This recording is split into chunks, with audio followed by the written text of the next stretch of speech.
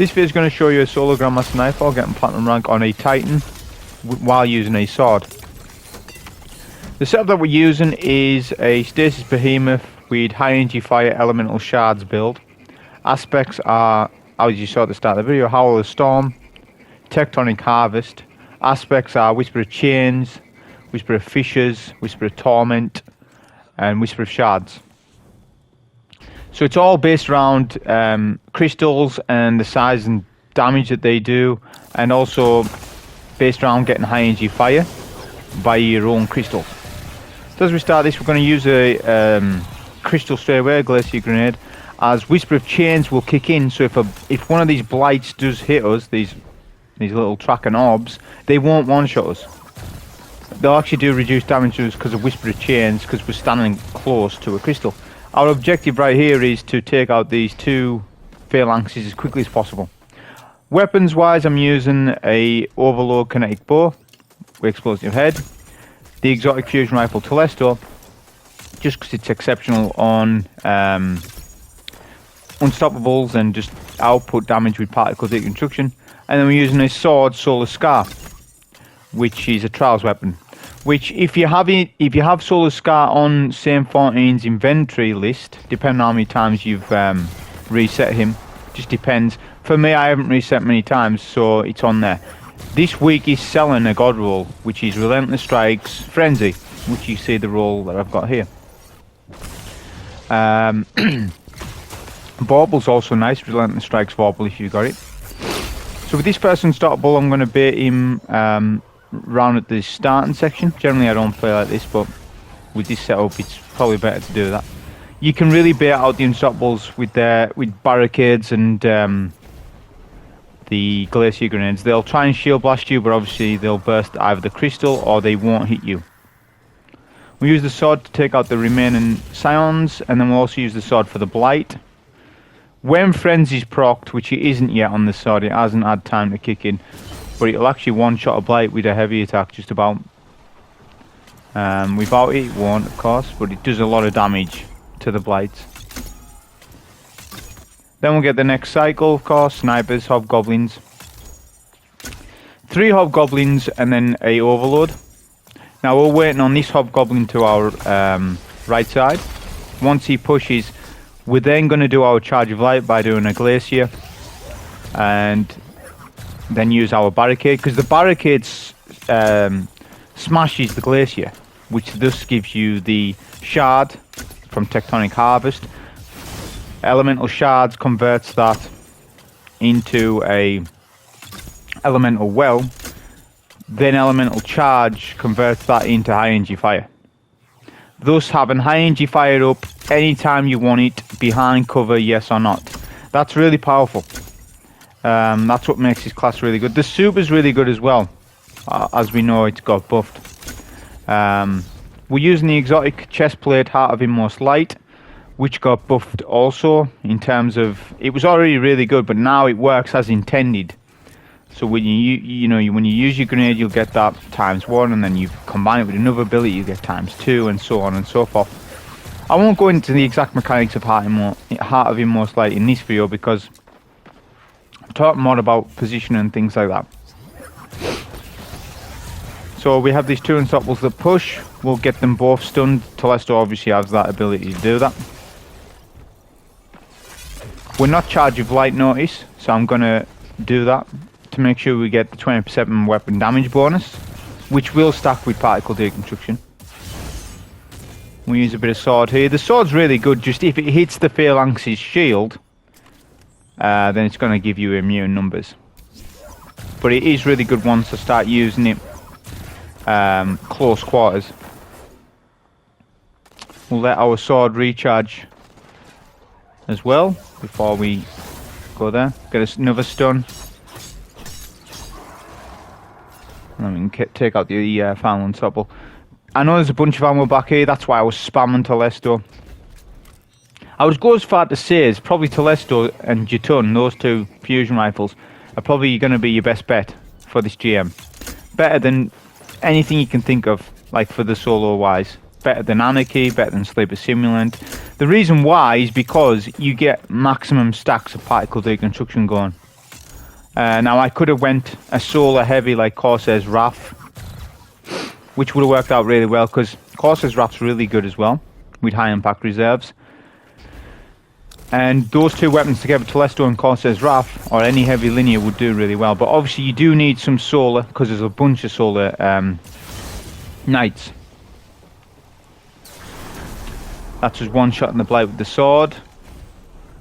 Once that Blight gets destroyed, the second one, we need to make sure that we've got some cover. I had a barricade up so the sniper couldn't instantly take us.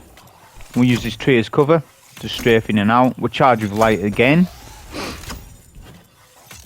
Every time you get charge of light as well, you don't just get charge of light.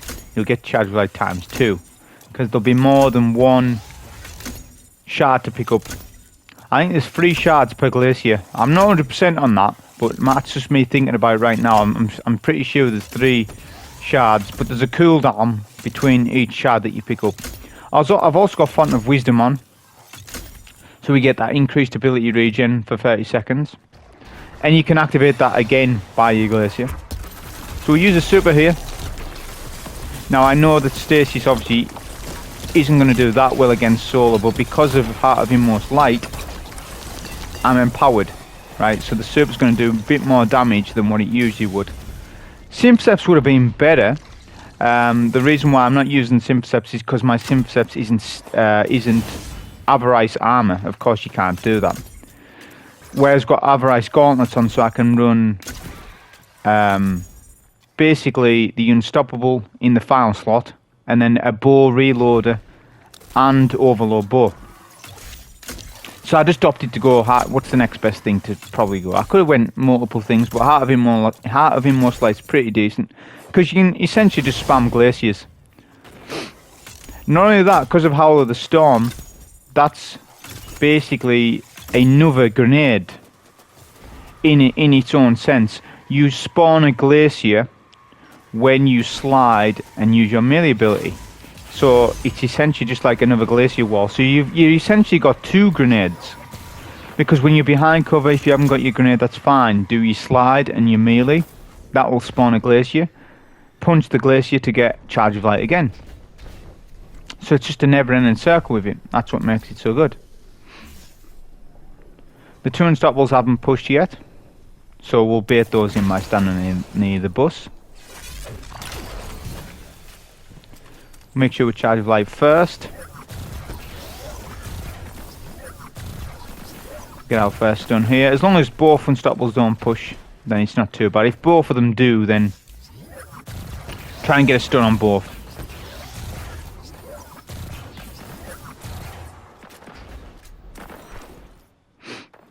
Wait for the next Unstoppable. We've got some cover here as well. Still charge of light because we had 2 stacks. Here's what you can do with the Unstoppables. As I said, you can bait them. They'll just smash your crystal. They actually think you're behind the crystal. If you do a crystal and run away, they will actually go behind the crystal and shoot it down, thinking you're behind there.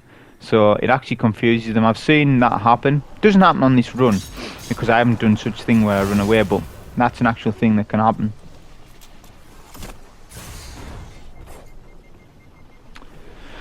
So now we'll take out the final Blight. We've got an arc phalanx. Obviously we've got no arc on, so we'll have to brute force the shield down with Telesto, which that's what makes it so good. It overrules match game shields. That gives a helping hand with high energy fire and shield, high energy fire and particle deconstruction though, because without those 2 elements, I would struggle to take this arc shield. At that point, my option would be to use a super, which would penetrate the shield. The only problem would be is the overloads would enrage, but they will get frozen, so it wouldn't be a bad thing.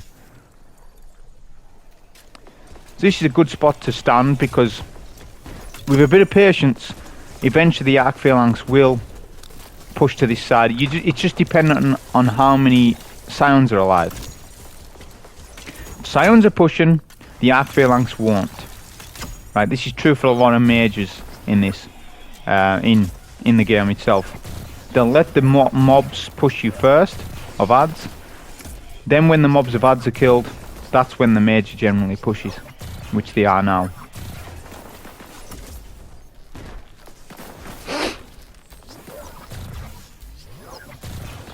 His shield is regenerated, that's fine though, because we still got our buffs.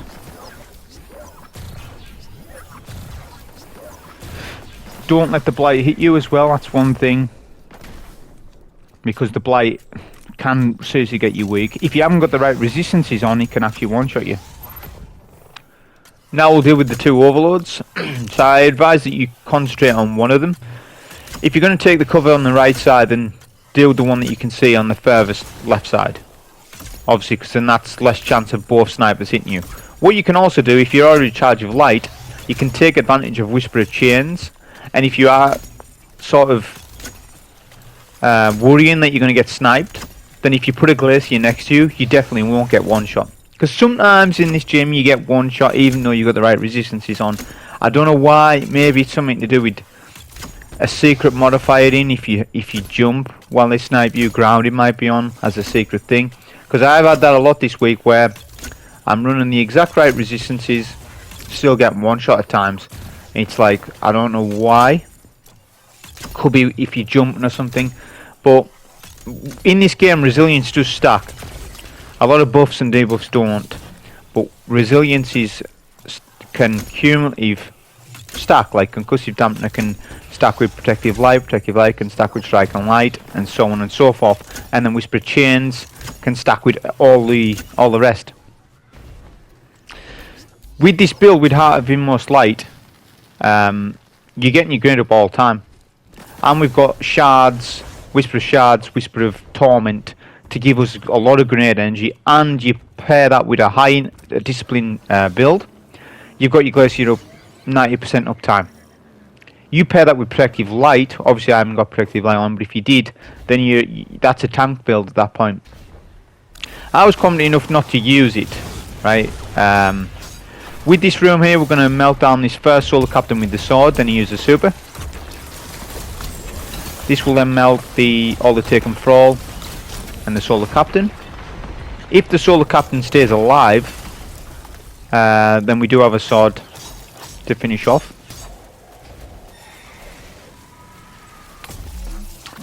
That would have one-shot us that wall there, that Taken wall he done, because my health wasn't 100%. You need Concussive Dampener on to save yourself against the Knights. Solar damage resistance helps against, obviously, Solar Knights, but I haven't got that on, because my Heart of Inmost Light is arc based. That's just something. If the Knights are killing you a lot, then Solar damage resistance, maybe even double Solar. Probably Solar resistant and Concussive, and then you've got best of both worlds. Then, if you get hit by a direct hit from a Phalanx, you'll survive it because of Concussive Dampener, and then the Solar resist will help you against Knights. Whereas if you go double Solar resist, you'll get the extra resistance against Knights, but a Unstoppable could still kill you because you haven't got Concussive on. So when you're looking at resistances, you need to look at what covers the most ground, not just one thing, right? It just depends. Like take Exodus Crash for example, the Grandmaster on that. There's nothing really doing like area of effect damage to you. It's mainly arc attacks, so you just go double arc resist. That then also prevents you from being one shot from an arc sniper, because the arc resist also caters for the sniper. Whereas if you went double sniper resist, yeah, you're going to get resistance from the snipers, but then all the vandals that are spamming you with the arc attack, you're not going to get any resistance. So you go with the resistance that covers the most area of the ground, but you need to know what you're running.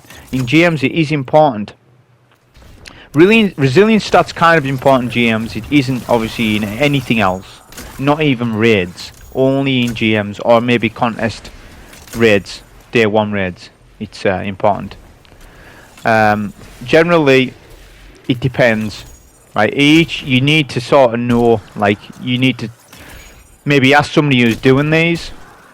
They'll tell you, or test it yourself. Before you do your actual run, just test it. What one-shots you, what doesn't. Mainly it's snipers that's the biggest problem. It's those that, because they are a one-shot attack, can be, and there's no defense against that. I'll just give you a Hollow Layer as an example. So Hollow Layer, the snipers in that snipe double, twice. it's sort of counted as if it's 2 snipes.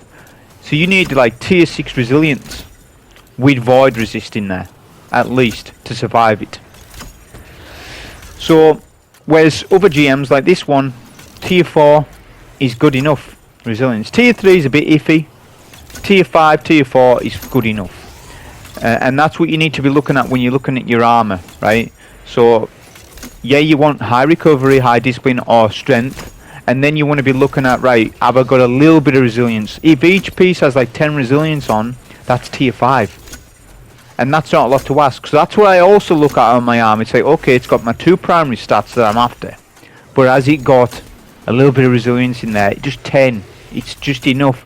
And then it gets me by in every situation. Because if I can survive it in a GM, I can survive anywhere else in the game. If you think about it like that, have your armor cover all bases, not just, oh well, I want this set for this sort of activity. You haven't got the vault space for that, right? So you need, as I say, just to sort of look at your armor a bit more stats wise, not just the main stats but the secondary stats. Because I do look for a little bit of resilience, because if you had 0 resilience on all your armor, you're literally rocking like nothing, tier 2 resilience, which isn't good enough. It isn't good enough. I have done a solo GM with tier 2 resilience, but that might have been just because I was on a hunter or something like that. I can't remember when it was. It might have been inside Terminus, but I might have been on a hunter invis, so it doesn't matter then. Like on a hunter, it's not as needed because I can go invis at any point. Especially if you use Graviton Forfeit, you get an increased recovery and stuff like that. I think it actually caps out your recovery higher than tier 100. There's something special about it. So we use Telesto and a grenade to take out the sounds below us. The Solar Knight's going to be a problem, obviously. Now this sword has a ranged attack. So this is a caster frame sword. There's this one and there's an arc one.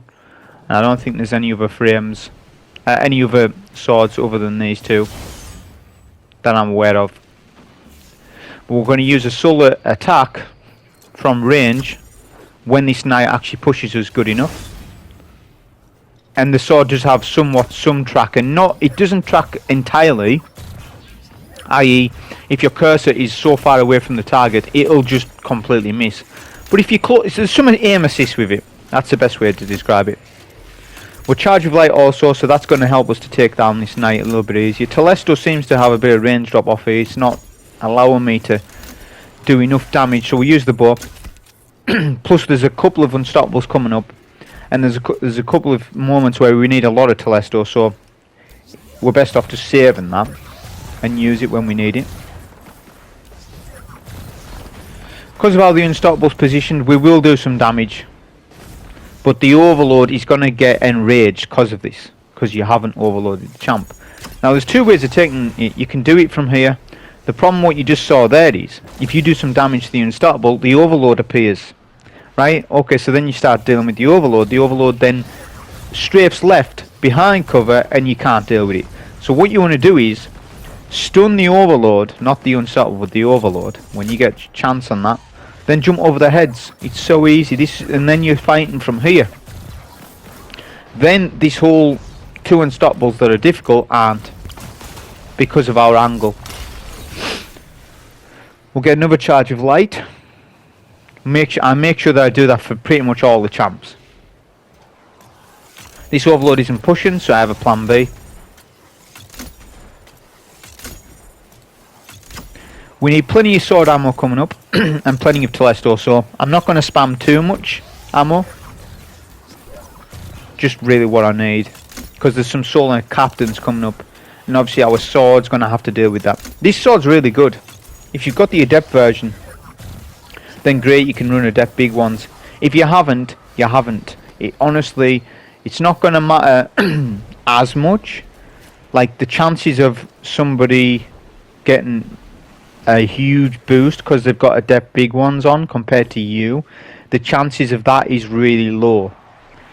Because chances are you're probably not using a sword anyways in the highest endgame stuff like GMs.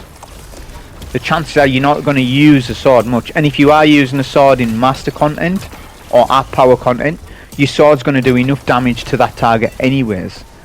So in other words, it's more novelty, the fact that you've got the Adept one. It's more of a collector's item rather than a power gain.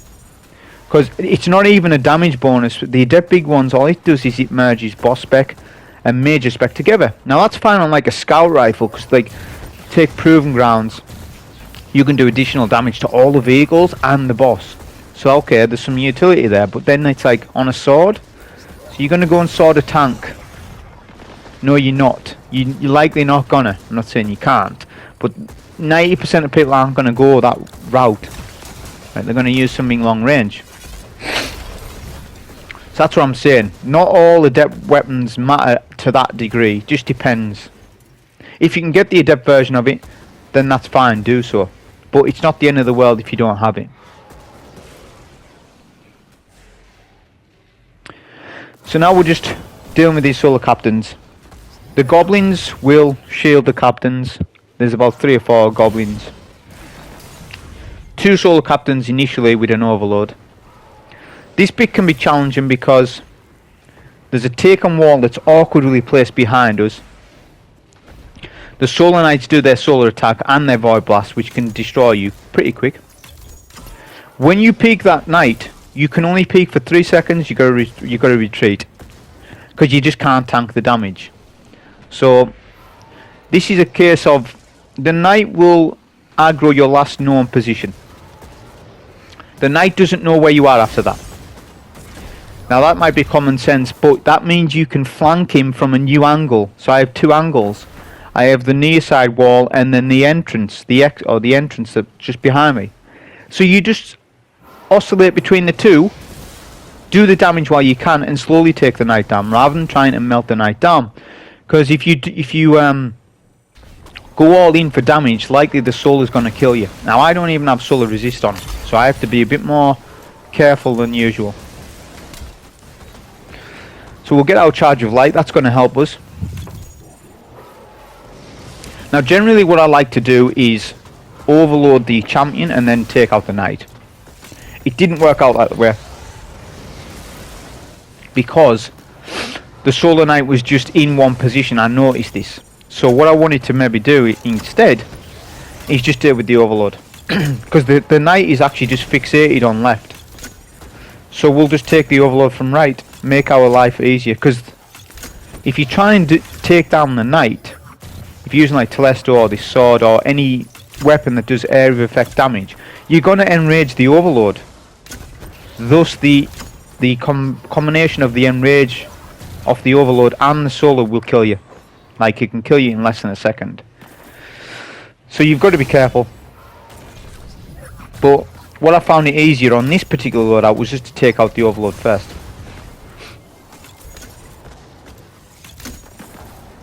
Then we can take out the Solar Knight. We'll get a recharge rate on our sword because there's 1 more Solar Knight. The quicker you kill this Solar Knight, the easier it is because there's goblins. So whatever weapons you're using, you just want to melt down that. You want to melt as quickly as possible. So I'm going to use a sword attack as they spawn in, and then some Telesto.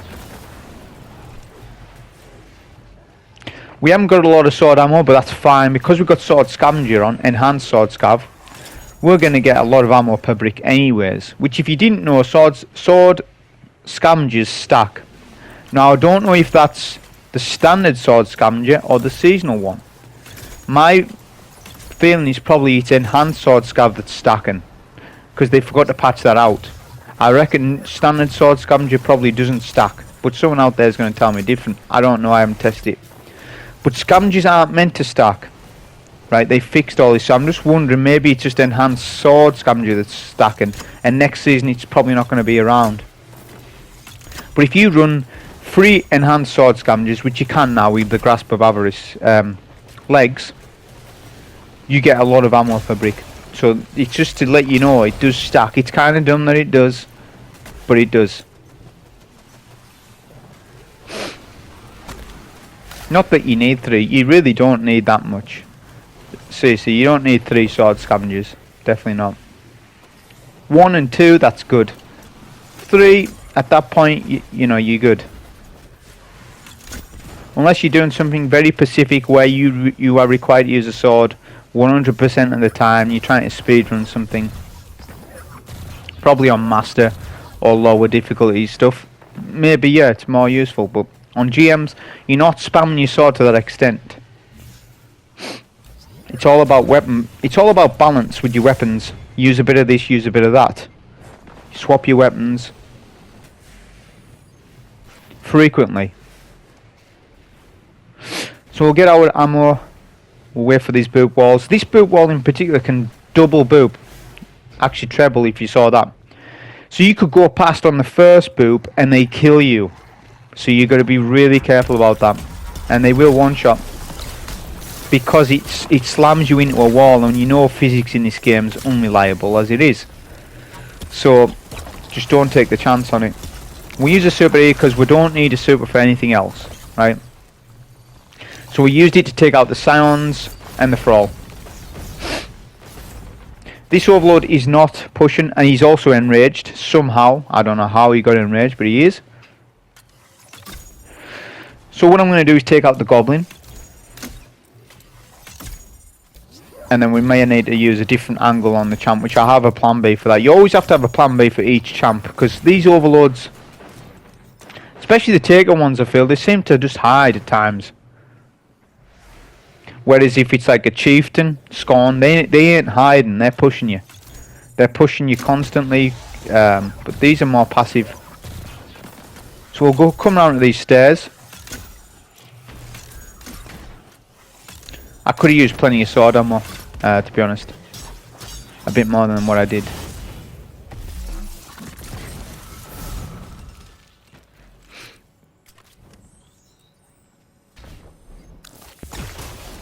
Get another charge of light. This Overload can be difficult to people. But if you just change up that angle, it's so easy. This pillar here, right here. And then just strafe in and out of this wall. Do not do any damage to this champ where you haven't overloaded them, because if they do the enrage right here, right now, there's no way of surviving it, because I'm hemmed into this wall. There's no way of outmaneuvering it, you'll die. So be super careful with this, because we know overloads, they can be sort of buggy.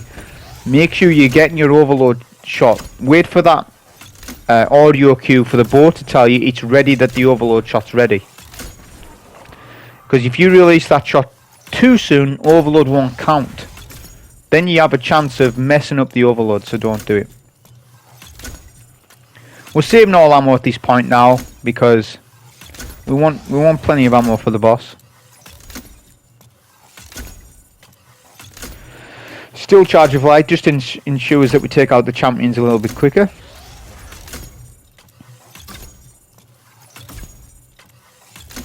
And then after this, one more Solar Knight, and then it's the boss fight itself.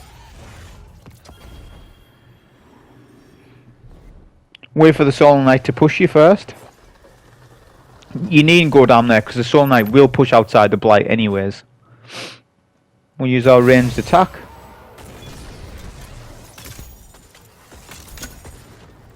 Then we can easily take out the Knight. I'm not saying this sword is the best setup. It's decent on champs and stuff like that, and the Solar Knight is actually surprisingly good because it does a lot of damage to them. For this part it's not exceptional. A linear would have been better, but I've already done that sort of setup. Okay, I've already done all the setups you can sort of imagine. I'm actually running out of ideas on setups to do on this, because it's come to the point, right, I've done so much on it, it's like overload out's a little boring to me, so I've got to run other setups as well.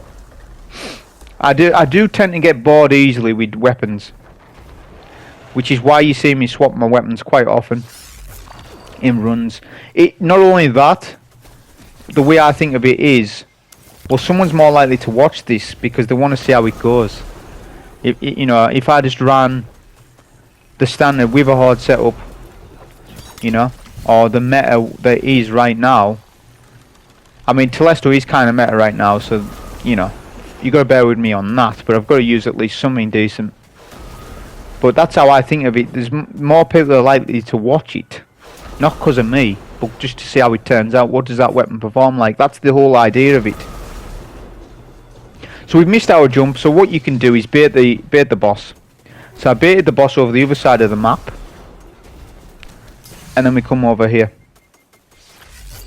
We'll do another barricade to stop the boss from killing us. And we are struggling on the Titan. The reason why is because I'm out of practice on the Titan doing this jump right now. So it's not because of my mobility. Although a little extra mobility might have helped a little bit because it does increase jump height. So it could be a bit of that. But also, it was just kind of me messing up with my jumps. Once I equipped my sword and done it in third person view, it was easier to get the mantle and then jump over. So now we want to bait the boss in the middle of the map. The boss has lost its tracking on me, so he'll sort of, just like what I was talking about the knights earlier, they'll just shoot at your last known position.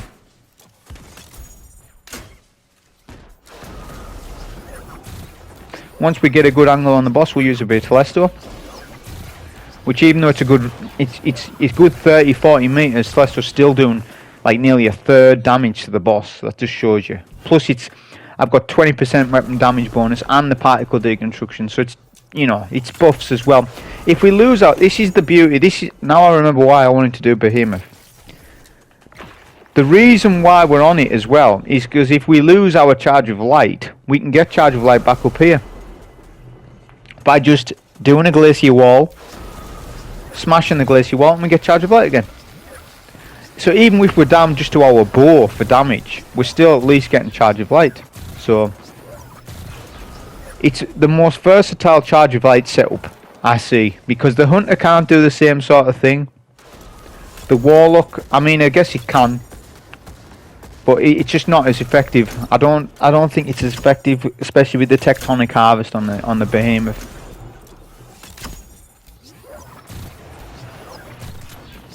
Plus on a warlock, you're going to be going turret build, right? You're going to go Bleak Watcher.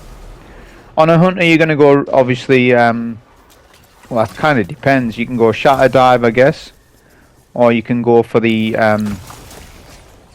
supercharged nades, where you get more benefits on all your nades and stuff like that.